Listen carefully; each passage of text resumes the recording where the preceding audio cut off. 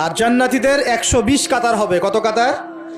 120 কাতার। তার মধ্যে 80 কাতার হবে উম্মতে মুহাম্মাদি, বলেন সুবহানাল্লাহ। আর এই উম্মতে মুহাম্মাদির মধ্যে আরো 70,000 স্পেশাল মানুষ আছে। কত হাজার? যারা বিনা হিসেবে বিনা আযাবে ডাইরেক্ট জান্নাতে যাবে ইনশাআল্লাহ। বলে দিব তারা কারা?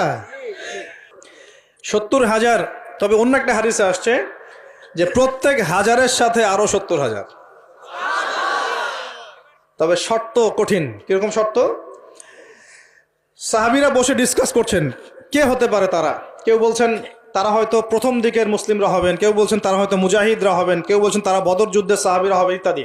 তখন নবী সাল্লাল্লাহু আলাইহি ওয়াসাল্লাম আবার চলে আসলেন, ব্যাক করলেন। ব্যাক করে বলছেন তোমরা কি এই বিষয়ে কি বিষয়ে কথা বলছিলে? তখন সাহাবীরা বললেন আমরা তো ডিসকাস করছিলাম যে কারা হতে পারে সেই 70,000।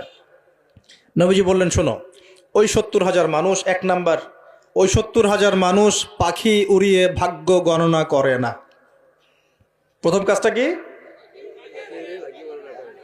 মানে তারা ইসলাম এত কঠিনভাবে পালন করে যে পাখি উড়িয়ে ভাগ্য গণনা বা হাত দেখা, রাশিফল, এরকম শিরিকের ধার কাছেও নাই। তারা শিরিকের ধার কাছেও নাই। দুই নাম্বার, তারা আগুনের শেকা বা উল্কি দিয়ে, এই ট্যাটু আছে না, ট্যাটু উল্কি আঁকে আগুন দিয়ে, এই ধরনের ট্যাটু উল্কি তারা আঁকে না শরীরের মধ্যে। এইসব কুলক্ষণে সুলক্ষণে তারা বিশ্বাস করে না।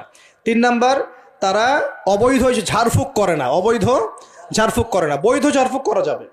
সূরা ফাতিহা পড়ে ঝাড়ফুঁক করা যাবে, সূরা ফালাক নাস ইখলাস পড়ে পড়া যাবে, আয়াতুল কুরসি পড়ে পড়া যাবে, কোরআন হাদিস দিয়ে ঝাড়ফুঁক করা যাবে। কিন্তু অবৈধ কিছু ঝাড়ফুঁক আছে না, তান্ত্রিক কবিরাজদের কাছে মানুষ করে, এগুলো করা যাবে না।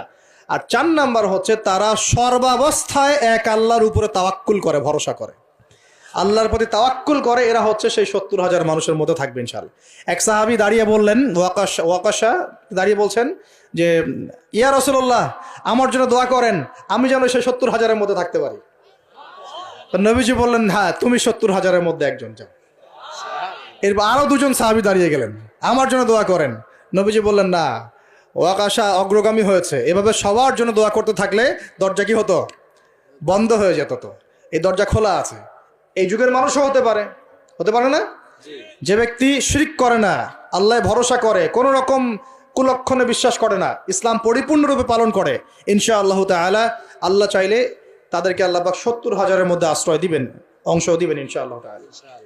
তো আমরা বলছিলাম যে আমরা কোত্থেকে আসছি ভাই? জান্নাত থেকে। কোথায় যাব? ইনশাআল্লাহ। এর মাঝখানে শয়তানের পথ রয়েছে কিছু, শয়তানের ফিতনা। কি ফিতনা? শয়তান চায়, শয়তান কিন্তু ওয়াদা করে আসছে, চ্যালেঞ্জ করে আসছে আল্লাহর কাছে। কি করছে?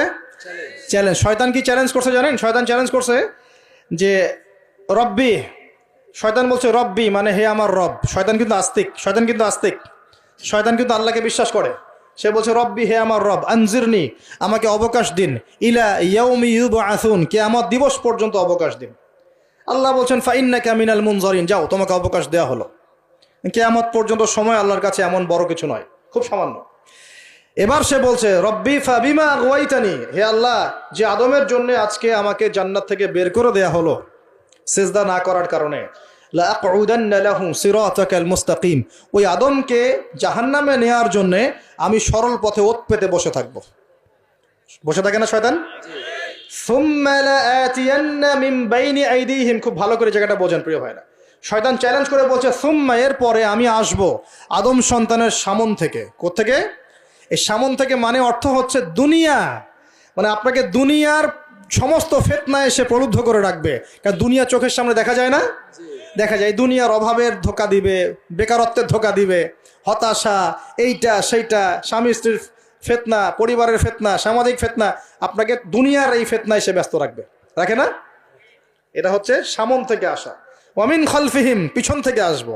পিছন থেকে মানে আপনাকে পরকাল সম্পর্কে হতাশ করে দিবে, এবং পরকাল সম্পর্কে আপনাকে কুধারণা সৃষ্টি করবে, এবং পরকাল সম্পর্কে আপনার মধ্যে একটা গাফিলতি সৃষ্টি করে দিবে যে পরকাল না, পরে দেখা যাবে। হ্যাঁ, পিছনে কি আছে? পরকাল না? পিছনটা পরকাল। তো পরকাল আসবে যখন, তখন দেখা যাবে। হ্যাঁ, বৃদ্ধ হলে তখন তওবা করে নিব, এখনো কি তাড়াহুড়ার কি আছে, পরে দেখা যাবে শেষ বয়সে। এরকম করে আপনাকে ভুলিয়ে ভালিয়ে রাখবে পিছন থেকে।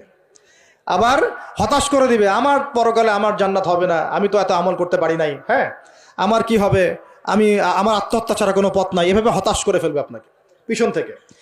সুম্মা লায়াতিয়ান্না মিন বাইনি আইদিহিম ওয়া মিন খালফিহিম, সামন থেকে আসবো, পিছন থেকে আসবো, ওয়া আন আইমানিহিম, ডান দিক থেকে আসবো। ডান দিক মানে কি? এটার ব্যাখ্যাও চমৎকার। ডান দিক মানে কি? আমরা বলি না ডান পক্ষ খুব ভালো মনে করি না? ডান পক্ষ ভালো, ডান দিকটা ভালো, শুভ মনে করি তো। ডান দিক হচ্ছে আপনাকে নেক্সট সুরতে সে ধোকায় ফেলবে। ডান দিক মানে কি? নেক্সট সুরতে ধোকায় ফেলবে। মনে কর ডান দিক মানে ভালো, মানে আপনি নামাজ পড়ছেন কিন্তু নামাজের মধ্যে শিরিক ঢুকাই দিবে, মানুষ দেখতেছে ভালো করে নামাজ পড়ি, নামাজ জাকাত দিচ্ছেন, দান সৎকার করছেন, মনের মধ্যে রিয়া ঢুকাই দেবে, ভালো কাজই তো করছে, ঠিক আছে? মানে হ্যাঁ, এটাও ঠিক। ওই যে হালাল প্রেমের দিকে উদ্বুদ্ধ করার চেষ্টা করবে, ডান নেক্সট সুরতে ধোকা, নেক্সট সুরতে। হ্যাঁ, নেক্সট মানে আলেম হয়েছে মানুষ, সবাই একদম বড় বক্তা আলেম সব বলছে, মনের মধ্যে অহংকার, নেক্সট সুরতে ধোকা, ঠিক আছে? বা মনে হচ্ছে যে এক ভাইয়ের গীবত তহমত সমালোচনা করাকে সে দিনের পথে সংগ্রাম মনে করছে, নেক্সট সুরতে ধোকা। হ্যাঁ, এক ভাইয়ের সমালোচনা করা, গীবত করা, তার চরিত্র উদ্ধার করে ফেলা, এটাকে সে মনে করছে যে দিনের জন্যই করছে, ঠিক আছে? নেক্সট সুরতে ধোকা, নেক্সট সুরতে, ডান দিক থেকে মানে কি? নেক্সট সুরতে আপনাকে ধোকায় ফেলে দিবে, ফেলছে না? ফেলছে। কিন্তু এটা কিন্তু ডেঞ্জারাস। এটা কাদের জন্যে? এটা আবেদ মানুষদের জন্যেই, যারা আল্লাহকে মানে, রাসূলকে মানে, চেষ্টা করে দিনের পথে চলার জন্য, এদেরকে সে ডান দিক থেকে আসবে আর কি।